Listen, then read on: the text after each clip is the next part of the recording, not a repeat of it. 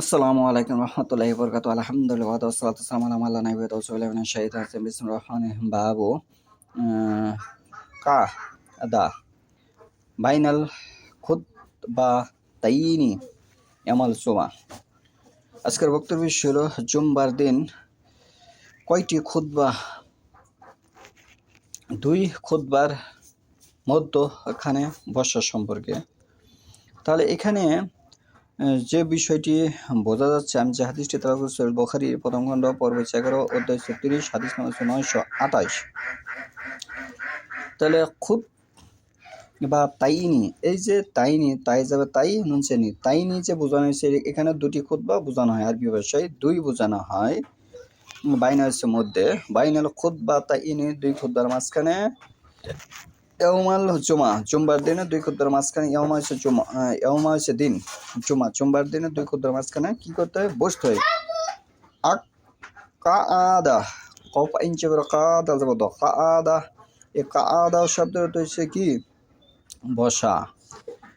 কাআদা শব্দের অর্থ হচ্ছে বসা। তাহলে জুমবার দিন দু খুতবার মধ্যখানে বসা।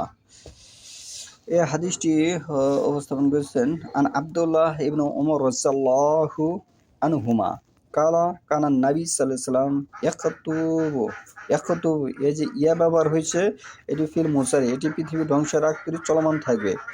ইয়াকতুবু খুত বা তাইনি ইয়াকুদু বাইনাহুমা। আব্দুল্লাহ ইবনে উমর রাদিয়াল্লাহু হতে বর্ণিত, তিনি বলেন নবী সাল্লাল্লাহু আলাইহি সাল্লাম দুই খুতবাহ দিতেন আর দুই খুতবার মধ্যখানে বসতেন। তাহলে পৃথিবীর মধ্যে আসমানের নিচে কোরআনের পরে সর্বশ্রেষ্ঠ গ্রন্থ হচ্ছে সহিহ বুখারী। এখন কেউ যদি কোনো হাদিস রচনা করে সহিহ বুখারীর বিপক্ষে চায়, সেটি মুনকার হাদিস হিসাবে গণ্য হবে। যারা হাদিসের স্তর বোঝেন তারা অবশ্যই আমার এই কথাটি বুঝবেন। কিন্তু ভারতবর্ষের ইসলাম এটি এমন ইসলাম যে কানাকে হাইকোর্ট দেখানোর মতো ইসলাম।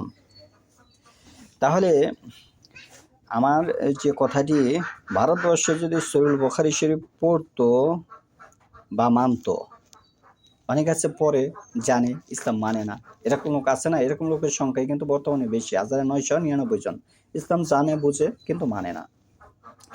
যে তারা পড়তো, যে যেটা পড়ে সেটার কথা কিন্তু সমাজ আলাপ আলোচনা করে থাকে। কেউ যদি কারো পিতামাতার কাছে কোনো কথা শুনে থাকে, কোনো ধরনের কথা, সেটা কিন্তু পরে সে ছোটোবেলায় আমরা দেখতাম, বলতাম, এইগুলো আলাপ করতো।